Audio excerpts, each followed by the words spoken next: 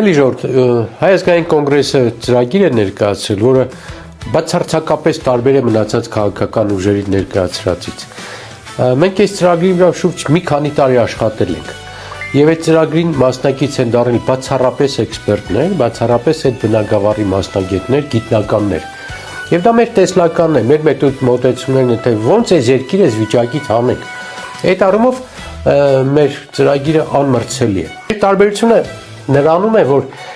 մենք մեզ պատկերացնում ենք որպես իշխանություն, այսինքն մենք իշխանություն ենք եւ այս ծրագրերը մենք գրել ենք դա կատարելու համար, դրա համար այնտեղ բացառում են կենացները, ցանկությունները, երազները։ Ուրեմն այս վերջին տարիներին Հայ ազգային կոնգրեսը հրապարակել է շուրջ 50 գիրք։ Եվ այդ 50 գրքերը վերաբերում են մեր երկրի անկախությանը, անկախության ընթացքում կատարված բարեփոխումներին, շուրջ 50 գիրք իմ սեղանին ընդամենը դրա մի մասն է, որոնք իսկապես վեճի առիթ են, որոնք կարծիք են, որոնք գաղափար են, մենք գեներացնում ենք գաղափարներ։ Ում եք ընտրելու, եթե ոչ այսքան փորձված, այսքան մտավոր, այսքան ժառանգություն ունեցող, այսքան հստակ մոտեցումներ ունեցող քաղաքական ուժին։ Փորձեք նայել, ով ինչ է ներկայացնում։ Եվ ես առաջարկում եմ քվեարկել համար 10-ին, որովհետև մտավորականների,